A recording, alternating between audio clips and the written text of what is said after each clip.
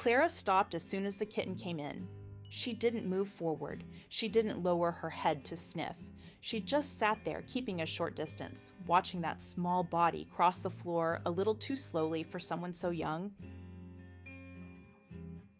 The movement was brief, restrained, and in response, Clara began to move less as well. At first, she didn't try to interact. She stayed there, following everything with her eyes, adjusting the space she occupied. When the kitten came closer, Clara didn't pull away, but she didn't intrude either. Many times, she simply lay down and stayed still, leaving her body available without imposing herself. The kitten's fragility was visible in the way she moved.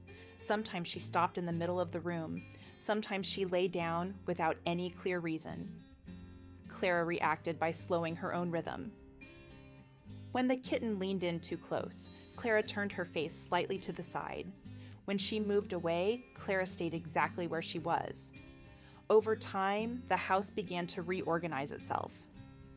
The kitten started moving around more, still with short steps, and Clara began taking up less space, not because she was told to and not because she was corrected, simply through adaptation. She left pathways clear. She avoided stepping over her. She chose resting positions where she could observe without interfering.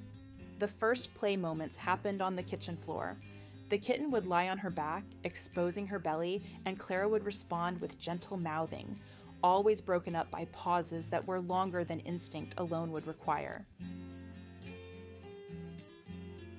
When the kitten lifted her paws, Clara backed off slightly. When she moved forward, Clara accepted it.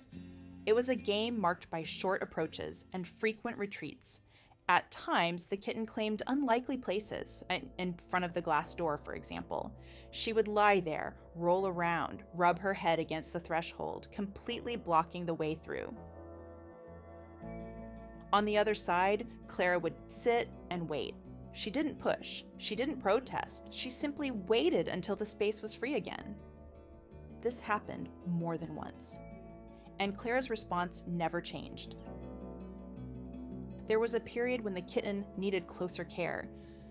I held her carefully, used a syringe, did nebulization. Her body became too still. Clara watched everything from a distance. She didn't come closer. She didn't try to take part. She stayed seated, following each movement.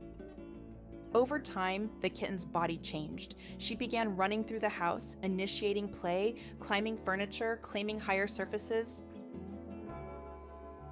Even so, when she got tired, she always returned to the same place. Clara. Sometimes she lay across her chest, sometimes over her head. Clara accepted the weight without moving. Their breathing would eventually fall into the same rhythm. The routine kept shifting. Clara began sharing toys that weren't hers. She watched the kitten from the counter while I cooked. At times, she seemed to follow her movements. At others, she simply kept a steady, attentive gaze. There was no dispute. There was constant adjustment.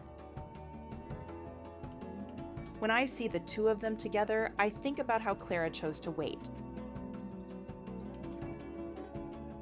About how she reorganized her own body so that someone else could exist there too. Without instruction, without visible effort, just repeating the same quiet gesture every time a fragile kitten decides to come close and stay.